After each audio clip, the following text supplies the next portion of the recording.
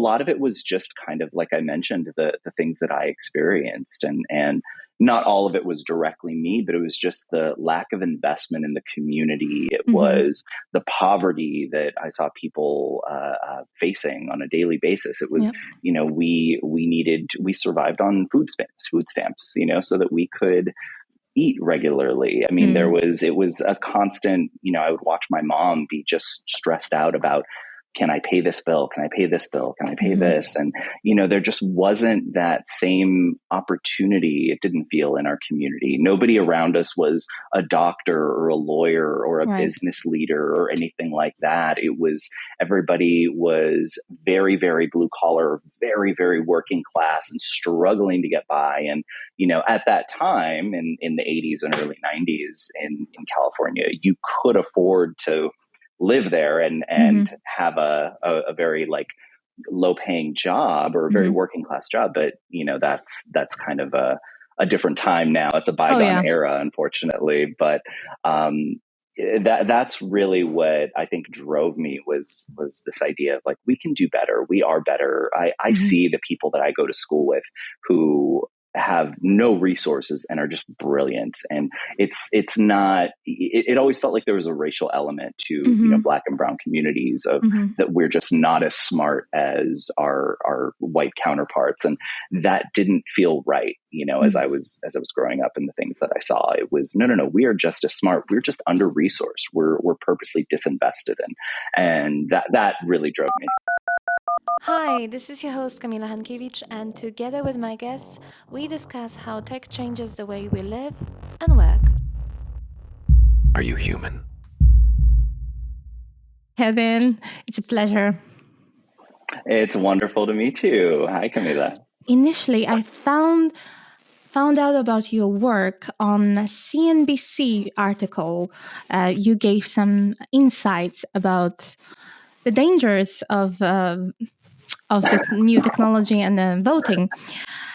And I know that you've been working extensively on campaigning, political campaigns. What made you so interested in this? Yeah, I mean, in terms of being interested, one, thank you for having me here. I'm very excited to meet you and talk to you. And I've watched. Oh, thank you. Yeah, I'm very excited. I hope I can live up to those other guests.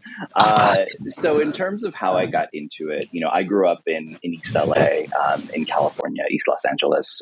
I was in a low-income community, low-income household. We had our challenges, Latino area. And I saw politics. It was something that I was just always interested in. I would watch, speeches. I would watch news coverage of what was happening at the national level. But as I started really understanding it, as I got a little bit older into junior high and high school, I realized that was the way to affect change. You can do things at a business level. You could do things elsewhere, working in the nonprofit world, which is where I'm at right now. But at the same time, being able to affect policy, whether that's at the local level, the state level, the federal level, that is where real change happens. And that's where you can really improve people's lives. Or conversely, if you don't want to improve people's lives, where you can really destroy communities. I think the United States has a history of doing a little bit of both. Lots of cases. Yeah. Yeah. And so, that was really what piqued my interest in getting involved in that world. When I went to college, I'm a first generation college student, or college graduate. When I went to college, it was trying to figure out, okay, what is my path here in the political world? I majored in political science. That's what I studied, but I was trying to figure out, how can I impact it? Am I a policy person? Am I an operations or a finance campaign person? What do I do? And I've always been a good writer. I've always been interested in public speaking. I've never been shy in front of a camera or in front of a crowd of people. And so as I kind of tried to figure out what worked for me, I realized communications and public relations and that type of work really spoke to me. It allowed me to be creative, which is something I enjoy doing. I like being able to work with other creatives or think of new ideas or new ways to promote something or push something out there. as opposed to just kind of working with numbers where there's not really variability. It's just a fixed, this is where we're going one way or the other. And so communications ended up being where I went. And I've been fortunate enough to work for elected officials, work on large and small campaigns, write speeches. I've worked a ton with the media, over the last 20 years or so, however long my career has been now. I don't want to put a specific number on it because then that makes me old.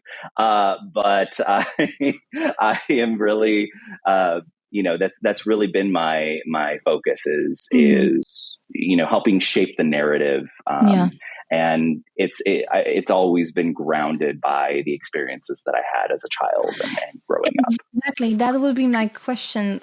Was there any particular event you experienced or someone close to you experienced, which made you try to change the status quo? And I know that you are a very big advocate of Hispanic community.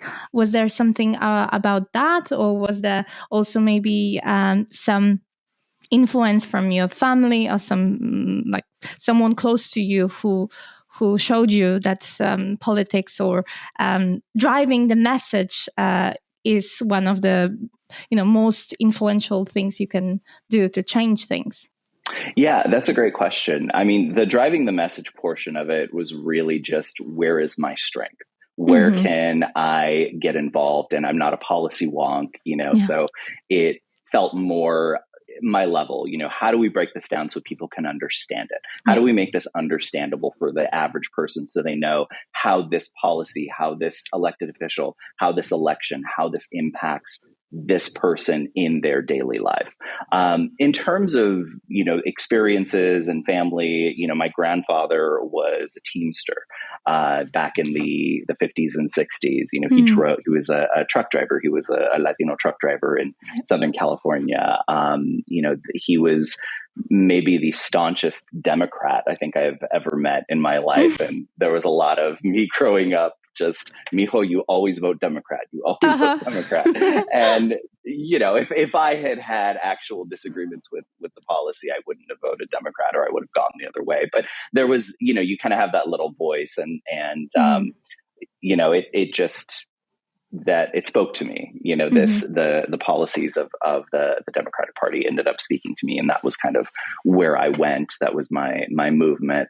But, a lot of it was just kind of, like I mentioned, the things that I experienced, and not all of it was directly me, but it was just the lack of investment in the community. It was the poverty that I saw people facing on a daily basis. It was, we survived on food stamps, so that we could eat regularly. I mean, it was a constant, I would watch my mom be just stressed out about, can I pay this bill? Can I pay this bill? Can I pay this? And, there just wasn't that same opportunity. It didn't feel in our community. Nobody around us was a doctor or a lawyer or a business leader or anything like that. It was, everybody was very, very blue collar, very, very working class and struggling to get by. And, at that time in the 80s and early 90s in California, you could afford to live there and have a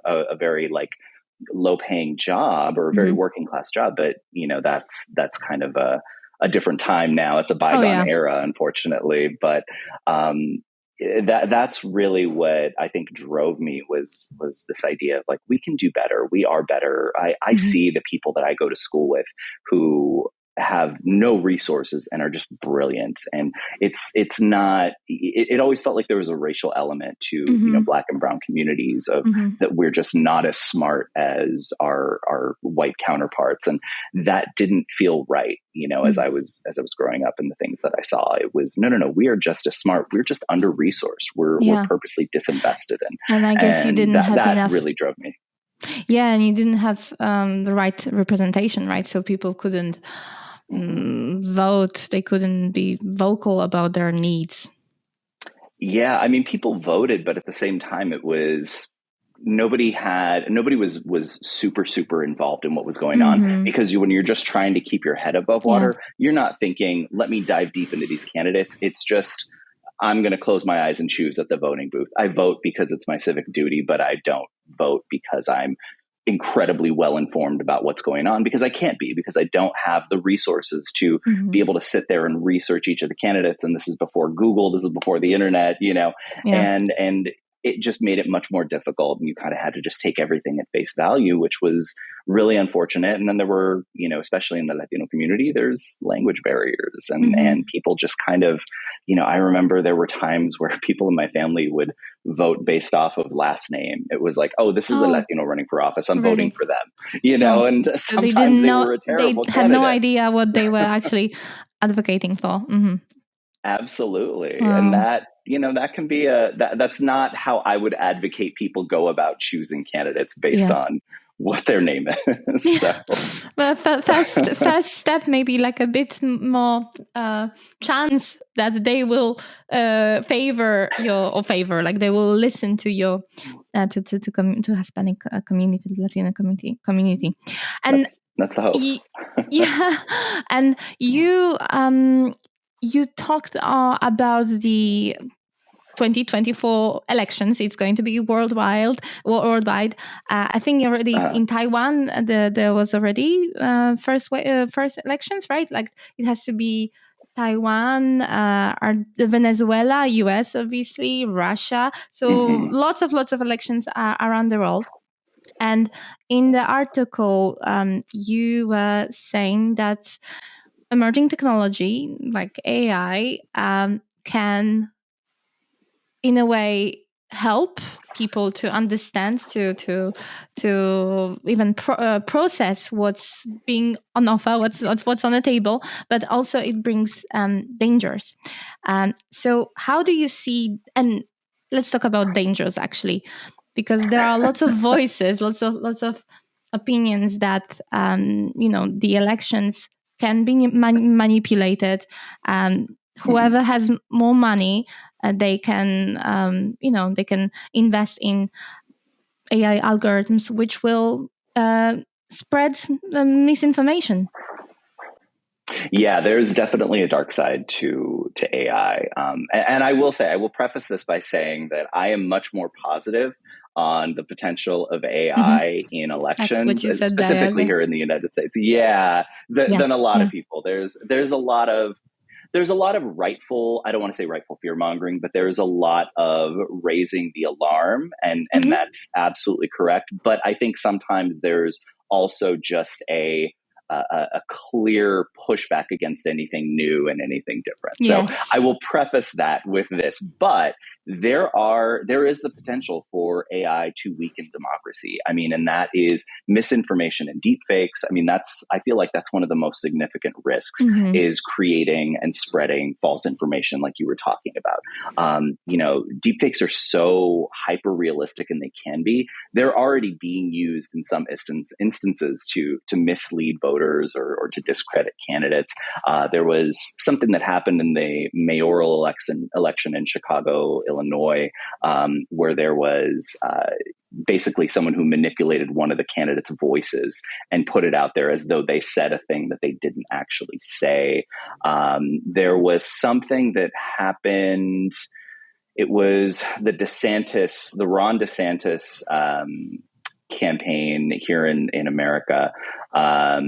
He just dropped out of the race, but it had something to do with the DNC. I don't remember the specific example, but it had to do with the Democratic National Committee, and they created like this is Joe Biden's America, or this is what happens if Joe Biden wins, or something like that, where they created this dystopian looking picture that looked real, but it was AI. And that's an issue, is people not actually making it clear when they're using AI, not saying, hey, AI was using to do this. Then there's a lot of issues, though. There's data privacy concerns. AI-driven campaigns rely heavily on data. So that raises a little bit of that concern of privacy, about ethical use of personal information. Voters might not be aware, and there's not really anything in place to say you have to tell voters how their data is being used in terms of AI. We already have an issue, especially in America, and I imagine across the world, echo chambers and polarization. It's gotten worse and worse over the last 20 years, I'll say. And AI algorithms do tend to show users content that just kind of aligns with their existing beliefs. It's like a loop. It's just a loop. Exactly. It's the doom loop, as we call it. And then there's manipulation and behavioral influence. I mean, AI it can subtly manipulate voter behavior, opinions. It raises ethical questions too, just, the extent to which it is acceptable to influence voters. Campaigns are all about influencing voters, but when you're utilizing this super tool, there has to be some sort of check and balance, to ensure that you're not going above what is ethically acceptable. Exactly. And so don't you worry that, like I said, whoever has more money will have larger proportion of, let's say, attention and room for manipulation? I mean, the more money argument, especially here because America doesn't have campaign finance where it's public funding of campaigns. It's just, that's why you see most people in Congress, most people who win elections or who generate the most publicity are just billionaires or people with lots and lots of money who can afford to run for office, who can afford to take that time and pay a staff and, do all of that. And so utilizing AI and throwing AI into that mix is not going to change it. But, my big focus is we really need to focus as a country here, and I think just across the world, on mitigating those potentially damaging influences of AI. There's so much transformative possibility and benefit, not just in the political space, but across multiple sectors. But we really need to be focused on how do we regulate this correctly so that we can harness the benefits and mitigate the dangers of it. That's one thing that I'm very concerned about here in the US is, the last piece of technology, internet regulation that we saw was in 1996. It was Section 230 of the Communications Decency Act. That was the last time we did anything substantial to regulate the internet. So there is no like AI Act. I remember there was some they issued something President on the White Biden. House. Yes. Yeah, So President Biden what is it issued. about? That's a little more of guidelines as opposed to, it's an executive order and there's a little bit of binding nature to it, but it's not a codified piece of legislation that would have to go through Congress, would have to go through the House and Senate and be signed. You can get around certain things with executive orders, but there's only so much power that the president has. And that's kind of being shown. But it was an important step because, President Biden's executive order, there was a Republican candidate for president who dropped out, but his name was Will Hurd, and he had a whole segment on AI, on the fact that we do need to be regulating it. And so, again, there's a conversation happening. My concern is if anybody watched the social media kind of hearings, the congressional hearings, I want to say it was 2018 or 2019. It was embarrassing. It was absolutely embarrassing for members of Congress because there was a clear lack of understanding of how social media works, what it is.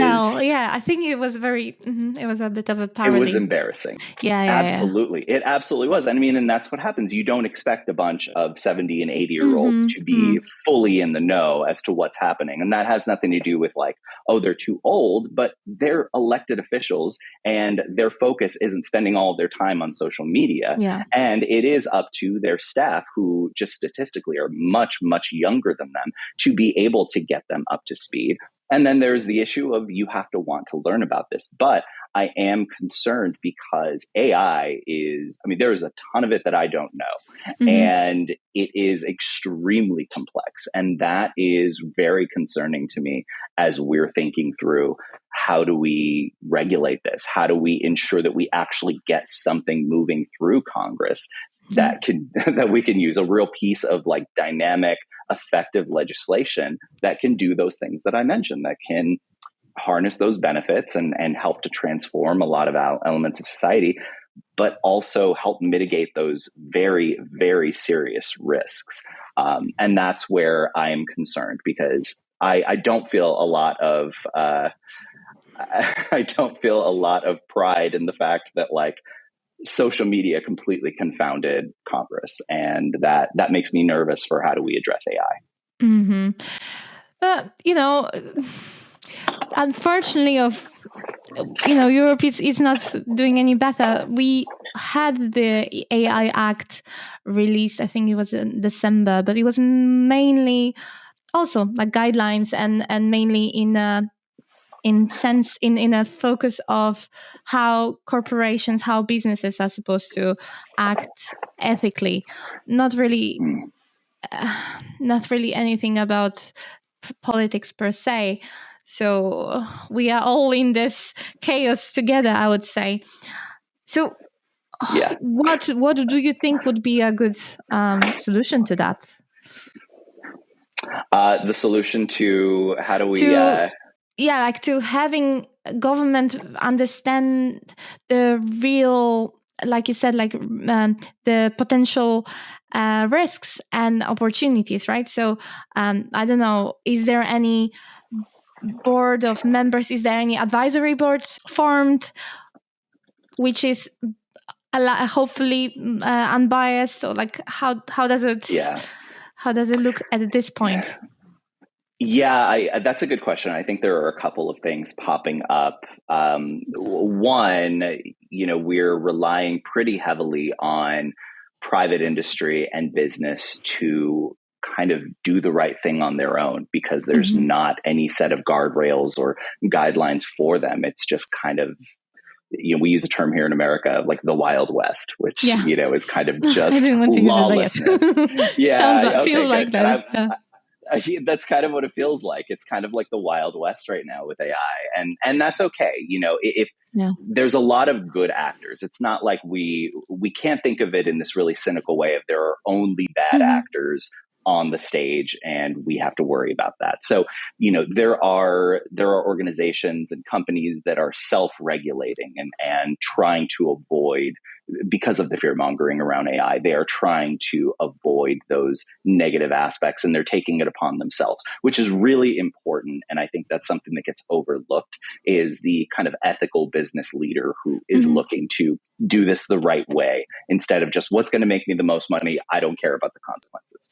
People always bring up, when we talk about AI, they bring up the movie, the Terminator movie series. Yes. And it's like, okay, but that's not super likely. We're not in this like crazy super villain business leader era where, they're just going to do whatever they can and destroy destroy the world in order to make an extra dollar. Like, there's some craven people, but I don't think that there's that level of person in in AI, at least. I can't speak for other industries. But then there's also groups like AI 2030. So AI 2030 is a spinoff of, or it's a project of FinTech for Good, which is all about it's focused on utilizing tech and emerging technology, and like I mentioned, harnessing those benefits while mitigating the risks. Full disclosure, I recently joined their advisory board just to help make my voice heard a little bit too. They're international. They are really focused on creating those regulations and advocating with government entities to put in smart, effective regulation that will also allow for the growth of AI and allow it to be utilized to really show its transformative nature and show its transformative power. So I think there's a few things we can do. I'm sure there's other things that I'm completely missing that I don't know about yet that are possible ways to regulate and use AI and kind of move away from this darker side. I think, unfortunately, one of the things people are reading though right now is just every other article is, here's why this person is warning about AI's crisis potential cells, to destroy right? humanity. Like the emergency. Clickbait. And that's unfortunate. Exactly. It's a lot of clickbait. Sorry, my voice here. That's unfortunate, because that kind of puts us behind the eight ball a little bit in terms of starting the conversation. If we're starting the conversations from a place of fear and this is going to destroy humanity. Yeah. Well, that's not a productive way to start the conversation. It really should be from a neutral, here are the good, here's the bad. Mm-hmm. How do we do more of this and do less of this? What regulations make sense? And I think that there is as with anything in the world, as with anything in life, there's always a balanced a perspective that we can all take. And so I'm hoping for that. Is this initiative you are a member of, is it related to the work you are doing around health, like medical and health sector you're doing for, is it United States of Care? Yeah, United States of Care. No, they are totally separate. They're not intertwined with one another whatsoever. It's more of a, I'm a volunteer on that advisory board. I am not being paid. It's really just it's a labor of love. We'll say, like some of the things that I do, like being a parent. It's a labor of love. I don't get paid for it, but you are paid with love, right? I'm paid with love, and love and screaming fits occasionally. Yes, exactly. Yeah. This is a non-profit organization, and you focus there on healthcare in the US. Yeah, United States of Care is a nonprofit advocacy organization really focused on transforming the American healthcare system. Mm-hmm. There will be an AI component in terms of just kind of how we're thinking about the world, how we're thinking about AI's potential in healthcare, but we're very, very early, in that aspect of it. So there are deeper problems to be solved, right? Exactly. Especially in the American healthcare system, there are some serious problems. But we do things a little bit different. I'm the chief communications officer there. I've been there for almost 2 years. Our big focus is listening to people. That kind of makes us different. You look at a lot of advocacy organizations, and not to throw shade at anyone, there's a lot of groups doing great work, but there's, you kind of get a lot of that think tank mentality of, we're going to think about it. We're going to get all the smartest people in the room, and we're going to decide what policy we're going to advocate for. And then we're going to write a white paper and put it out there. We don't do that. That we're not here to just tell people, hey, this is what you want because this is going to be best for you. We don't feel like that is the way to go about creating durable change. It's really about being deeply committed to understanding unique healthcare challenges that are faced by communities across the country. And we do that through extensive listening and engagement. We bring everybody to the table, policymakers, patients, business leaders, entrepreneurs, thought leaders.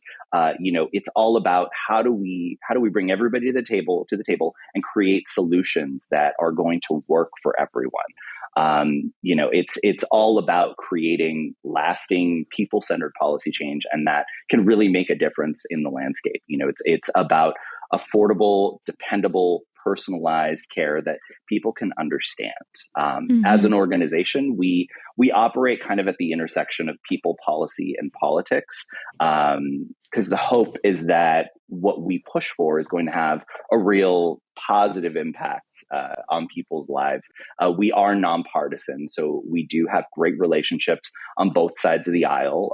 I always say that in the political world, there's no permanent allies, no permanent enemies. We might be working with someone on one thing, and we're working very closely, and then we're opposed to them on something completely different. And it doesn't mean that they're good or bad or anything like that. It's just, we have a difference of philosophy. We're advocating for this. You're on board with this. You're not on board with this. And that's okay. It's okay for there to be disagreement without demonizing one another. One of the things we're working on right now is site neutral billing. And so this is kind of this idea of, how do we reinvent the way that hospital billing practices work? There's the billing practices right now for some hospitals, they're charging more with these things called facility fees. So where people are getting these unexpected charges after going to a doctor's office that they didn't used to get, but because there's been so much consolidation in the hospital space, you're seeing larger hospital systems kind of swallow up small practices, and people don't get that information beforehand. There's not a lot of transparency.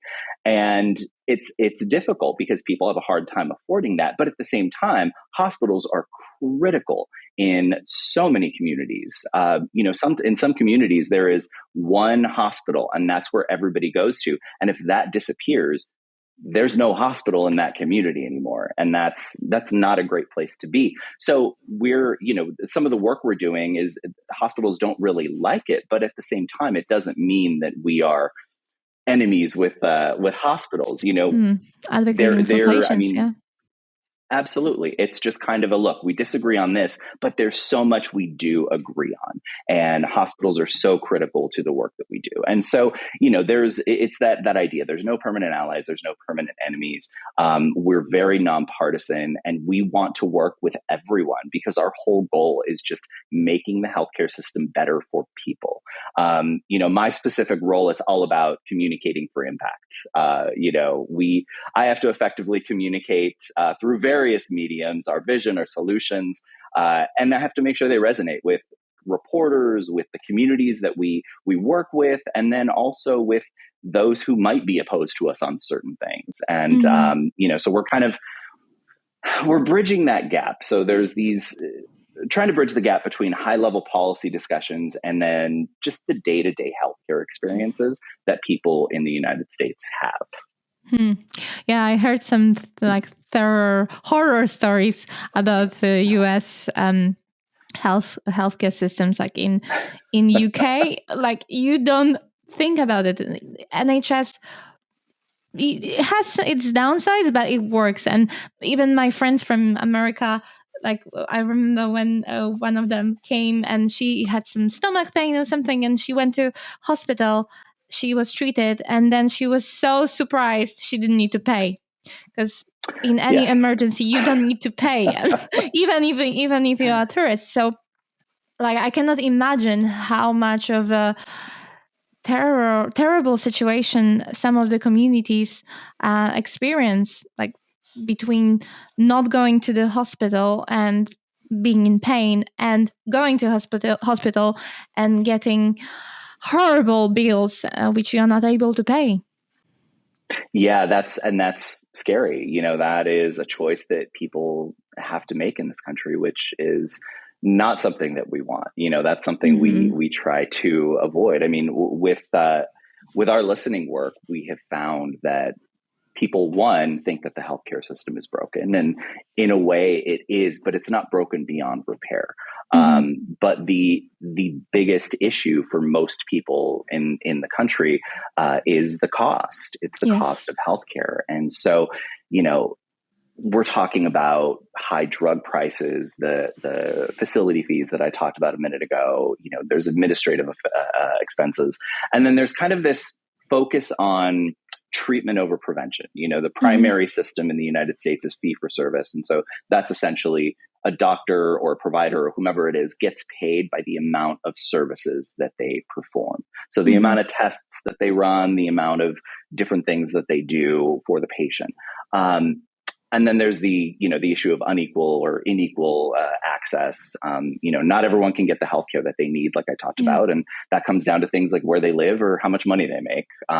And it's complex. The American healthcare system is not straightforward. It can be a maze, and it can be incredibly hard to navigate for both patients and providers. So there are some serious policy reforms that need to happen, strategies that control costs. That's like drug price negotiation. We saw something around last year that the Biden administration kind of led, and that ended up being a piece of legislation that got through, but it capped the cost of insulin for those living with diabetes, which is a very serious disease, especially here in the U.S., where it is very prevalent. Where it's capping those costs at $35 a month, which is a substantial move forward. And so more drug price negotiation would be huge. You are seeing a bipartisan push, kind of what I mentioned around hospital billing practices. And that's helpful, but that is also just a very small part of the issue. On the larger scale, I talked about the fee for service thing, and that is a big deal because we need to be putting an emphasis on prevention and not just treatment, and treating the whole person as opposed to treating them as, individual pieces of a body. Yes. Absolutely. We actually last year, we did some polling. So we did some polling research on, and some messaging research as well, on value-based care. So that is the payment model where providers get paid based on health outcomes instead of just the number of services they perform. So by a 4-to-1 margin, people support this type of system. They loved it. They loved the fact that they get to spend more time with their doctors. They loved that it was about prevention. They loved that it was personalized to what they needed. It wasn't just, we're going to throw a bunch of services at you or a bunch of tests at you and just see what happens.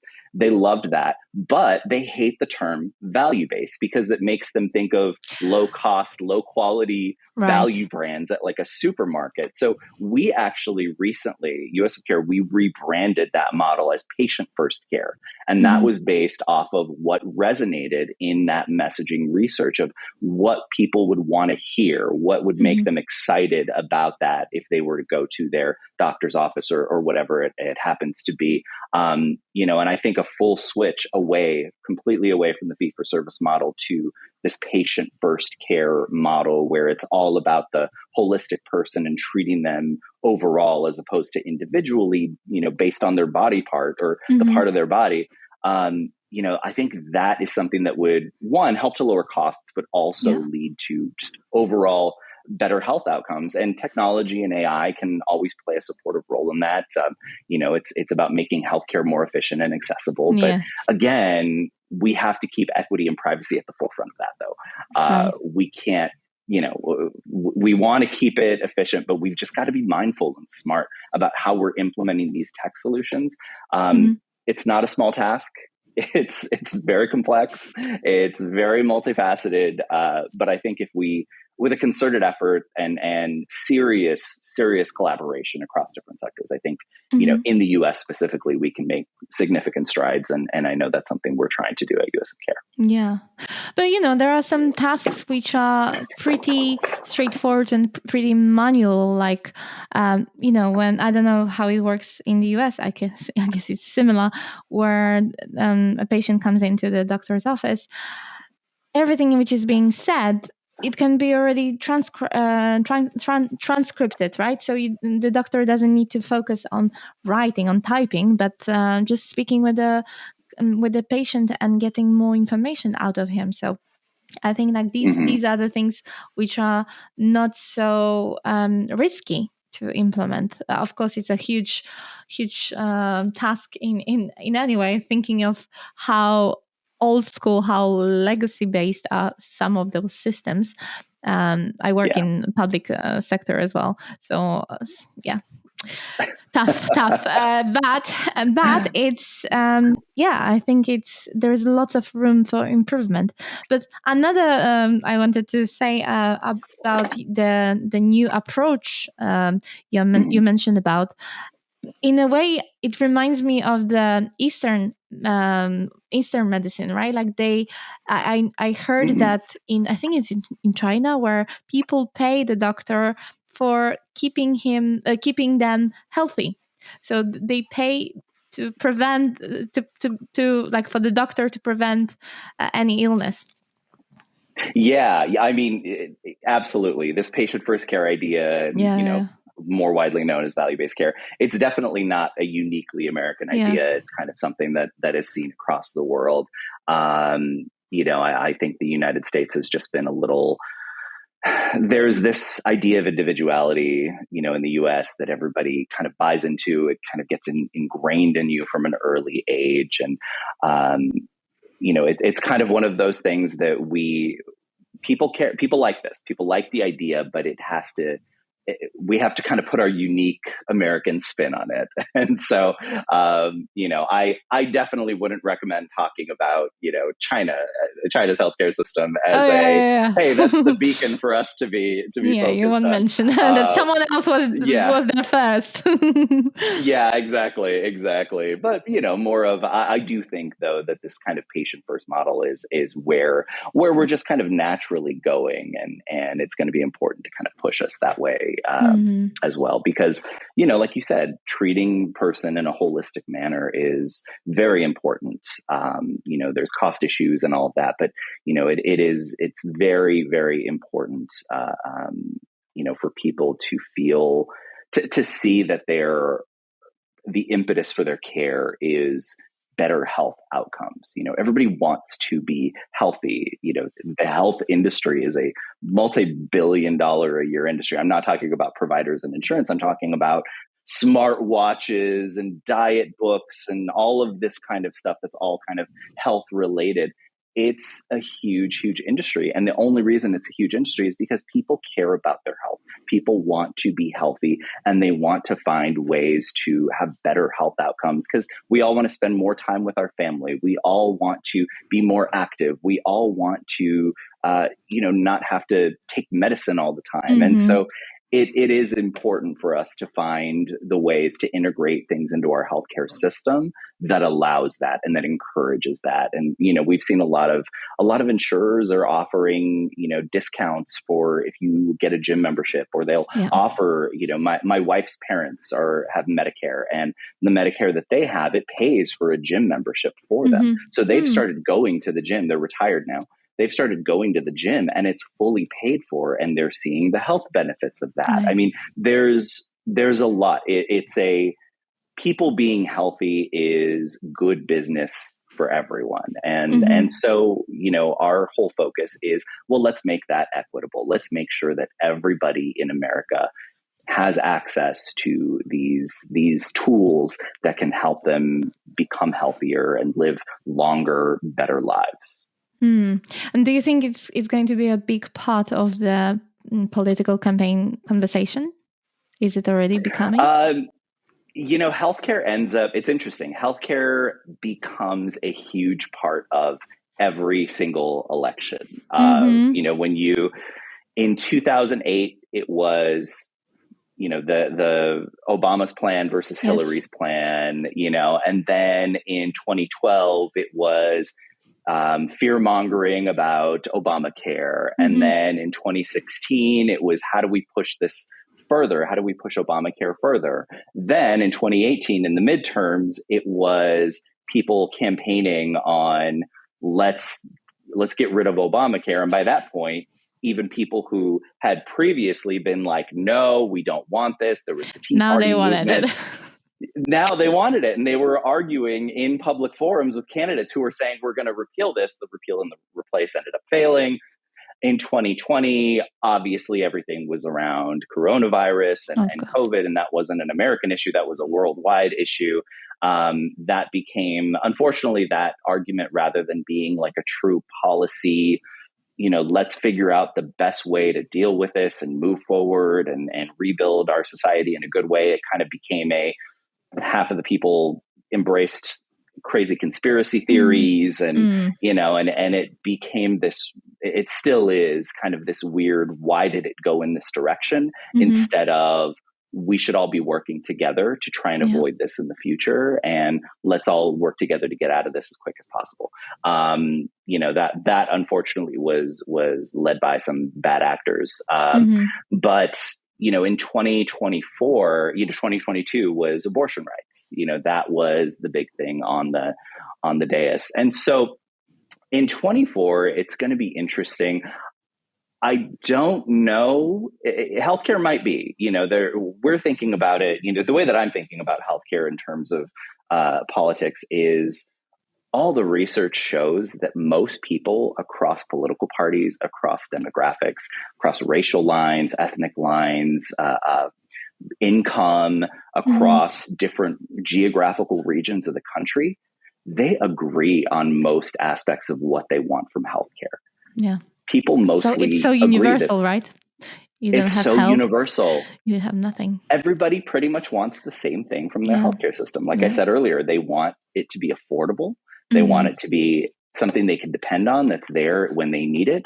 They want it to be personalized to them. They want a personal experience with their doctor, and they want to be able to understand it. They don't want too much jargon. They don't want to feel confused every time they call their doctor or they have an issue with their insurance or whatever it happens to be. They don't want to not understand it. And that's universal kind of across the board. So I don't want to prognosticate here as to what's going to happen in the election or what they're going to talk about. I think, unfortunately, because of the two people very likely to be the nominees for each of the major parties, that it's going to be some sort of relitigation of 2020. Right. So that's probably going to be a big part of it. I think the future of democracy is also going to be a very big topic in that election. So I don't know that healthcare is going to be, outside of, again, talking a little bit more about abortion, which is not something we really focus on at US Care. But outside of that, I wonder if there is going to be an opportunity to talk about, rather than here's what divides us as a country with all of these topics, in terms of right or left, here's kind of where we all agree. Here's where most people in the country actually want to see some movement, and kind of force not just presidential campaigns, but campaigns across the country at the Senate level, at the House level, at the state level, to really talk about, what, regardless of who's in office, this is the stuff that we want. This is the stuff that we need from our healthcare system. So I think that there is an opportunity there, but people have to take that opportunity. And as you mentioned, it's not a sensational headline. So it's going to be one of those things that we have to see ethically pushed, as opposed to, well, this isn't going to generate clicks, so we're not going to talk about it.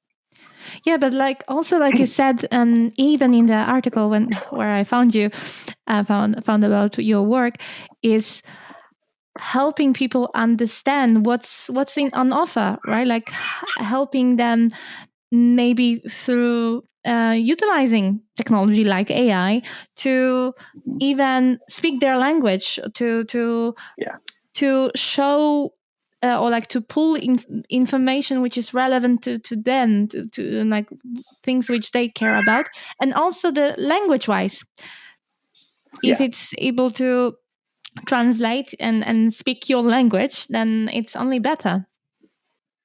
Yeah, absolutely. I mean, there's a lot of benefits to AI, that I talked about in that article. Specifically in the election, I can talk about a little bit, or in terms of just the election process. AI is kind of like this super analyst that can just sift through mountains of data to figure out what voters are thinking about or what they care about. And so for campaigns, that makes it really interesting, because they can start tailoring the messages to hit right at the heart of what matters to people and get it down to almost an individual level. There's the efficiency angle. So AI is pretty good at pinpointing, campaigns where they should focus their resources and their energy. So it's kind of like this, like a roadmap. I know people don't use real maps anymore, but it's like a Google map that tells you where your message is going to resonate the most. You're not just kind of shooting in the dark. It allows campaigns to kind of tweak their strategies on the fly, and that allows them to stay aligned with voter mood. A big thing that we kind of were talking about is like misinformation, fake news. AI can be a real ally right there. Spotting and flagging misinformation is really important, and that's crucial for keeping things fair. In terms of that, it's chatbots. Who was it? Francisco Suarez, who is the mayor of Miami, but he had a short-lived kind of presidential campaign there. He had a chatbot on his website, an AI chatbot that was kind of like an AI Francisco Suarez that was talking about his platform and would answer questions, and which is really interesting. And that's a really unique way to use AI, but that's a good way to use AI. That is hearing directly from the candidate, having something that is essentially you, but isn't you, that answer questions as voters come to your website, or ask campaigns or ask questions of your campaign. Chatbots that can field those election questions in any language is really, really cool. I mean, the thing is, it's never going to replace like the warmth of a face-to-face chat. It's not going to redo that kind of connection that you make with the community. So you still need a human touch in elections, but it can work hand in hand with the typical model of a campaign. There are ways to do that, which is really, really exciting. But kind of, I think to your point that you mentioned a few minutes ago too. There is the issue of helping people see the balanced view of how do we help people see the full picture, and how do we help them get around the kind of disinformation and misinformation that we see, especially around politics and the election. And I think the first, excuse me, the first really important thing that people need, and that needs to be mandated in some way. And, for right now, it's people can go on their own and learn about this. But I do think that at some point, we need to start offering media literacy education. It's just all about teaching people how to sift through information, how to tell fact from opinion, how to spot very clear bias and very clearly fake news. There is right now an alarming increase in disinformation, on TikTok, for example, aimed at younger people. And then for those people on TikTok, their grandparents are getting disinformation in an echo chamber on Facebook. Their grandparents are. And, it's so easy. You can enroll in media literacy courses at most of the major universities, at least in the United States. There's also something called the Media Literacy Institute. They offer little 90-minute courses, and it provides you like a foundational understanding of being able to spot bias. There's fact-checking websites. There's Snopes and PolitiFact and factcheck.org. And, even, as much as I don't want to give too much credit to Twitter, Twitter community notes and community notes are mostly reliable. And that is really important. I've already seen it on various things shut down misinformation, where it's clearly there. There's a note there. It's cited resources. And that is so important. That's one of the few things that I think Twitter has done really, really well, is adding these community notes to things. Transparency. Sorry, I said that wrong. Transparency is very important. Rules around political advertising and AI use in campaigns that are transparent, like we talked about. If AI is being used to create or target content, that needs to be clear. It needs to be clear that this video was made with AI, this picture was made with AI, this script that you're seeing somebody read from was made from AI. I talked about it earlier. I do remain, I don't want to say dubious, but I do remain a little dubious as to the viability of regulatory AI legislation, just again, given the disaster of the social media congressional hearings a few years ago. And then the fact that it's been 28 years since internet legislation in the United States. Yeah. And even this is even worse, right? Because it's the changes happening especially with AI, are so exponential, so fast, and there is no regulation, no body which would be up to date with what's happening. Yeah, I mean, and that's a whole other issue. Is does there need to be a permanent task force? We have, I know in a lot of countries you have the ministry of this. In the U.S. we have the department of this. That is going to be critical. Do we need a department of AI? I don't know the answer to that. I don't know if it needs to be part of an existing department in the federal government. I don't know if it needs to be its own thing. I don't know if it needs to be just kind of American specific, or if we do need some sort of AI United Nations that ensures that we have kind of standards across the board. I think I remember hearing recently that Europe has taken a few steps to regulate AI. I think they've gotten a little further than we have at the moment. I don't know enough about. Yeah, we like to brag about it. It's the AI Act, but as I told you, it's more like of a guidance yet. Yeah, but yes. The main topic is transparency and ethical use of AI. But how it's going to play, no one knows. It's swimming in deep water. For sure. I mean, and that's, again, all of that makes this really difficult. Is we can call for regulation, we can call for legislation, we can call for international cooperation, but we need experts involved. We need real deep AI experts who can say, this doesn't make sense. This is great. This is where we need to go. You're way off base. Hey, you're on the right path. We need that. We need people to constantly update us of like, this is where we see things going. Because, you mentioned it, it moves at lightning speed, the development of not just AI, but technology in general. It moves so fast. But it doesn't come out of nowhere. It's the general public might feel like it comes out of nowhere, but the people working in this space can see ahead at the very least a couple of years. They can see what is coming down the pike. And if we have people who are doing this behind the scenes work, if we have the Googles and the Apples of the world and the other technology gurus, who are able to constantly keep international governing bodies up to speed as to what is happening and what's coming and how we need to prepare for that, we can be ahead of this instead of constantly reacting. I would love for us as an international community to be more proactive in terms of regulating and seeing the benefit and mitigating the risks of new technology instead of, oh my God, this came out of nowhere. How do we regulate it? How do we fix this? What do we do? This could destroy all of us. I don't want to always see how humanity is going to be destroyed by insert new technology here. I want to see, hey, we know that this is coming. We knew that this was happening. This is what we have in place to ensure that we're getting the best of it and mitigating the worst.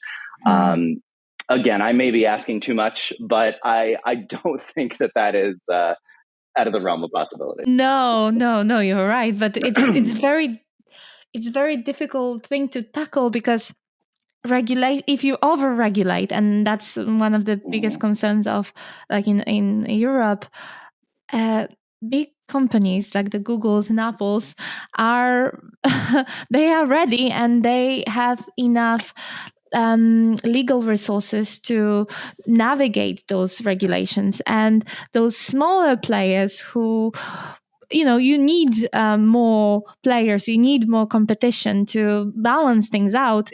And those small players will be cut off the race, right? Because they won't be able to afford to make a mistake. So they will just stop.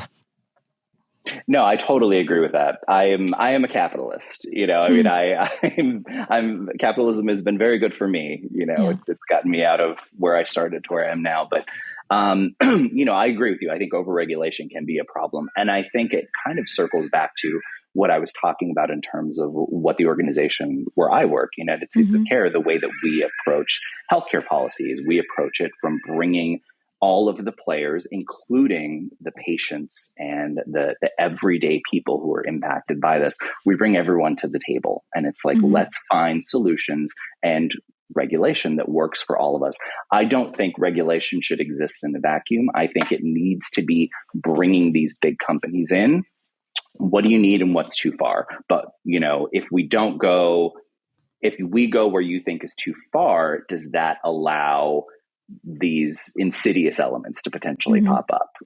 How do we ensure that we allow for the most possible growth and benefit? And when I say benefit, I don't just mean benefit to our everyday lives. I mean benefit for the companies that are actually banking on this and are providing the jobs for people and creating, real economic opportunity from this technology. How do we create the most of that while mitigating the potential risks and, the people who are the doomsayers and this is going to destroy everything? Because every piece of technology, we have people like that. So with that, there's always an element of truth. Again, I made fun of the fact that people refer to the Terminator movies when we talk about AI. Yeah, you have the doomers and the optimists, right? Exactly. You have the doomers and the optimists. And I think the truth kind of lies somewhere in the middle, as with everything. There is potential doom around every piece of technology, and that's why the regulations are so important. But, there's so much possibility too. And so, there are regulatory responses, but it's about bringing everyone to the table and listening to what everybody needs and figuring it out from there. A couple things that I'm thinking of are like data privacy laws. I mentioned privacy, I mentioned data. The EU has, I might get these letters wrong. The GDPR. GDPR, yes.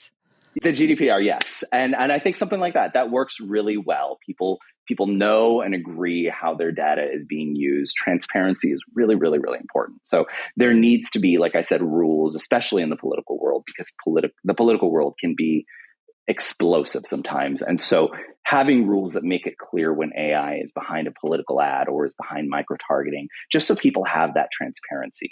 Transparency is so important across the board, especially as we talk about AI. And then setting up AI accountability standards. So guidelines on who is responsible for AI-driven decisions and content. That's going to be important to know. And having those kind of accountability standards are going to be critical. Bias and fairness audits of AI systems could be really helpful in unfair targeting of or exclusion even of certain groups of people. And then, misinformation, I think, is its own kind of thing. But, regulations to control AI generated misinformation and specifically deepfakes, especially during elections, would be very important. And then I don't know exactly what this would look like, but ethical AI development guidelines are going to be really important. So making sure that AI is just being used responsibly in every arena where it is prevalent. There's a lot, there's the international cooperation, I think, is going to be really important. I don't know if limits on AI driven ad spending, but that might be an issue. There's so much that needs to happen. But I think if we can even get halfway there to all of the things that need to happen around AI, we can really harvest the benefits, the societal benefits and the economic and all the other benefits that we can possibly have. I mean, you think of how AI can be used. It could be deployed to improve the healthcare system. It can be deployed in campaigns like I've been talking about in the political process. Unlimited, fighting climate change. I mean, there's so much that we can use it for. And there's going to be a lot, a big conversation. True, but the technology is only one part, right? Like you need to have humans who agree on things and who want to communicate. And there is, like you said, there is so much division, so many extreme communities. It feels like, it's black and white, but it's not. Most of the people believe in something but don't agree with the other, and there is not really, at least in Europe, what we see, their representatives are always going for the extremes. They don't represent the true citizen, let's say. So my question would be, maybe you have an answer, the holy grail of everything. How can we use technology to help people communicate better so they don't divide, so there is not so much division? Yeah, that tricky, huh? That is not an easy question. Billion to dollar. answer. No, it really is. It is the billion. It might even be the $1 trillion question as we think about it. But I mean, some of the things I talked about earlier, fact checking, media literacy, transparency, regulation, all of that stuff is important. I think increasing your media consumption and your mix of media consumption is going to be really important for that. So not sticking to one source, checking out kind of a variety of viewpoints, breaking down echo chambers, that kind of thing is really helpful. I think that there's a healthy skepticism of viral content too. People look at things that go viral and they take it as gospel truth. And viral content, I mean, more often than not, it's sensational or exaggerated information. Directed, scripted.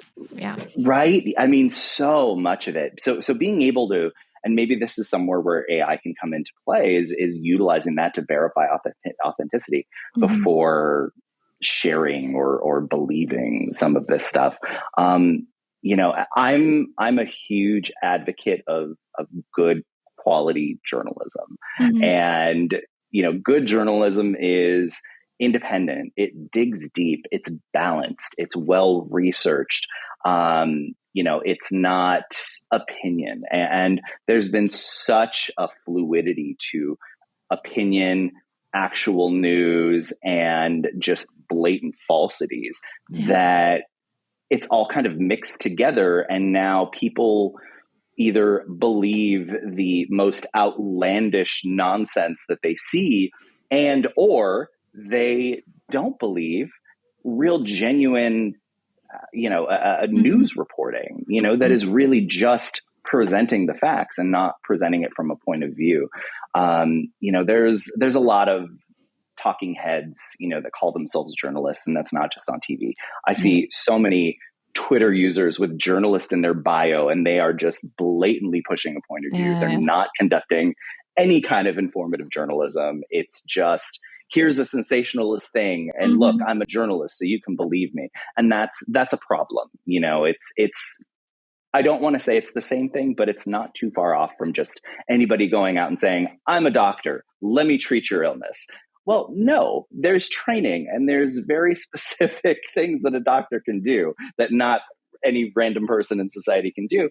And, I think we maybe devalue journalists and journalism, like true journalists and journalism, a little bit. And that has definitely helped lead to kind of a breakdown of our news, and not to your point of the hyperpolarization in Europe.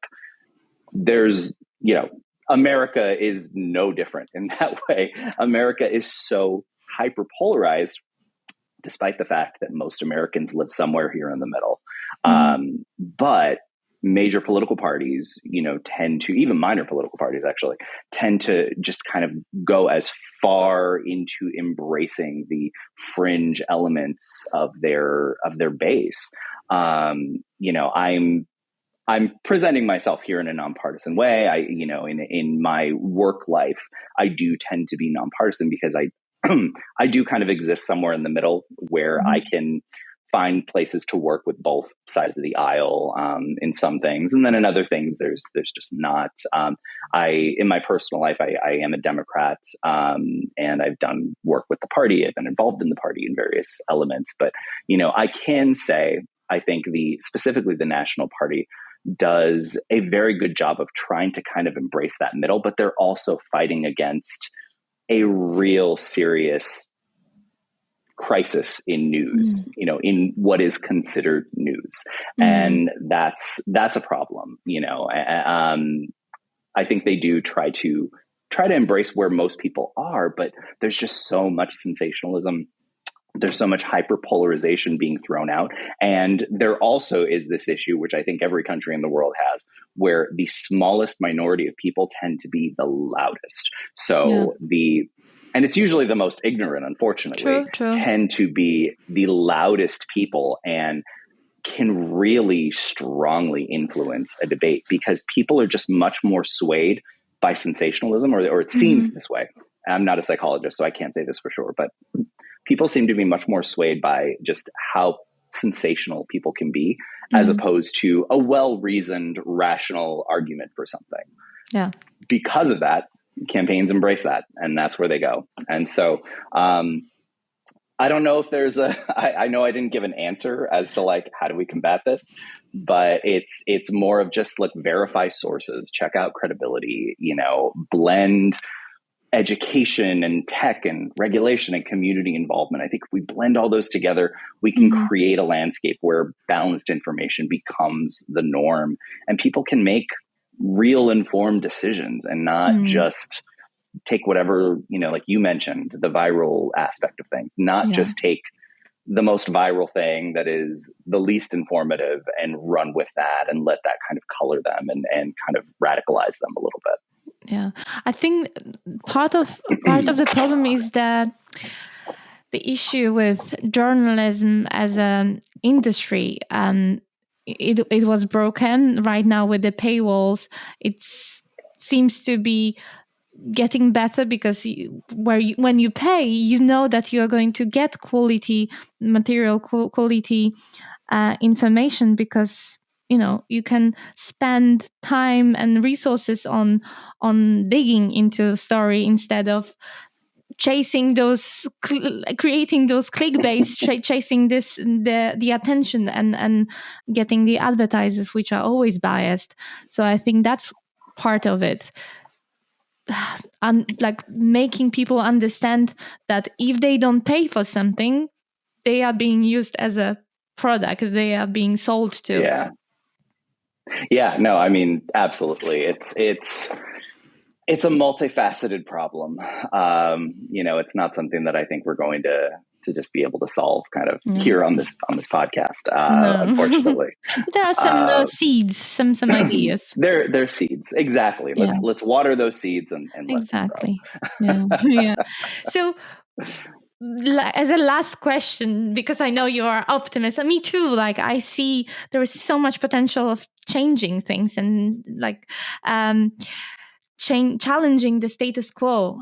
What would you advise to people to what can they do to challenge the status quo, who want to have their voice heard? There's two minds to this, right? I mean, you have there's a traditional like, let's go out and protest something and make people uncomfortable. But I think the time for that has passed. When you're making people uncomfortable, you're actually driving them against you. You're moving people against you. And we've seen this among young people recently, where I think certain protests, certain movements are actually doing more harm than good, based on either who they're targeting or where they're choosing to do their statement or how they're choosing to do their statements. I think that's not a good way to get the word out there when you're turning people against you, when you're upsetting people. I've seen certain, climate change is a serious issue that is incredibly important, and it impacts all of us. And everybody in the world needs to be doing more, specifically governments. But when you're protesting by destroying works of art, in a museum, that's not, museum curators are not the ones who are going to change the world and make, do something about climate change. It's just a weird way to go about it. And that you're just pushing people against you. And a lot of times you're pushing people who otherwise would be on your side against you. And I'm not necessarily saying you're pushing them against you in terms of the overall overarching goal of what you're trying to do, but you are pushing them against your specific action and your organization. And that's not helpful. That's not helpful for anybody. I think there's a couple of ways in terms of using technology. I think it could be a powerful ally to some people. You can leverage social media. Again, social media has its problems, but it is a really good platform, and it's a unique platform that hasn't really been available throughout any other time in human history to build a following and spread your message, and creating engaging content. So blogs, videos, podcasts, all of that kind of thing. Anything that gets your point across in a compelling way, I think is really important. You can join online communities. There's a lot of forums and groups where you can connect with like-minded people and build support. And I know AI is very much emerging. So if AI is the issue that you care about, there is absolutely online communities that you can join. There's events you can attend where you can network with other people who agree with you. I mean, it's building networks is also very important in this. That could be done online or offline. And then, kind of to that point, there's digital tools for organizing, setting up events, petitions, campaigns, depending on your time and your level of commitment. And honestly, one of the biggest things is just staying informed. So using technology. It could be Apple News. It could be having Google Alerts set up. It could be following AI or tech journalists on social media outlets. But keeping up with latest issues and developments and news, and that's where you can be informed and know how to challenge the status quo, or if you even need to challenge the status quo. Sometimes you actually don't. Sometimes you can be a part of it. And, the status quo or the establishment or whatever word people want to use, is kind of moving in the right direction, and you want to be a part of that and help push them a little bit further. Yeah, you want to be part of that. You want to, sometimes you want to be able to like, hey, you're going the right way, but don't turn that way, turn this way. This is actually where you want to be going a little bit more, because it's going to be less effective if you go in this direction. But you can only do that if you are fully informed and you know what's going on and you have a point of view. That's really, I'm sure there are other things that I'm completely missing. Like you said, building community and having your voice heard it has never been easier. Right now, there are already existing communities like Facebook, like LinkedIn, wherever your point of interest is. You will find people who will listen to you if you have something interesting to say, and which is factual. I completely agree. And is factual. That's the important thing. Don't lie when you are talking to them. Just give factual information. Don't sensationalize things. You'll be great. Yeah. Unfortunately, if they lie and sensationalize their thing, probably they will get more attention. But yeah, don't do that. True, but eventually that's always found out, and eventually it is. Everybody who has utilized sensational platforms or who has just pushed disinformation or misinformation and built a big following, eventually they crash. It's the inevitability of it. If you are continuously a reliable resource of positive and correct information, you're always going to have an opportunity to get that information out there. If you're not, you're going to have a real small window to say the most nonsensical things you can say, and then you're going to be done. So. And those good things compound, right? Like, and reputation can be lost in an instant, and it's always good to do the right thing. So, Kevin, muchísimas gracias for absolutely. Thank you. Thank you so much for everything, and it was a pleasure to have you here. You gave so much information, so much crucial things, what to do and what not to do, in order to make this world a little bit better, because this is what we want. We want diversity. We want the balance.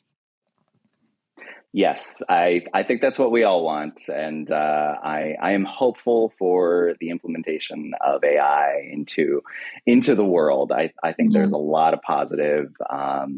And as long as we can mitigate those negatives and the potential pitfalls, I think it's going to be a really transformative era in human history. So we shall see. Yeah, but I'm as an optimist as you are, so I think it will be good. I hope so. And thank you for having me on, Camila. I really appreciate it. This has been so much fun and very lovely. And I appreciate you staying up late to do this. Oh, no worries. I have to wake up at 5 a.m. tomorrow, but it's fine. It's nothing. Nada.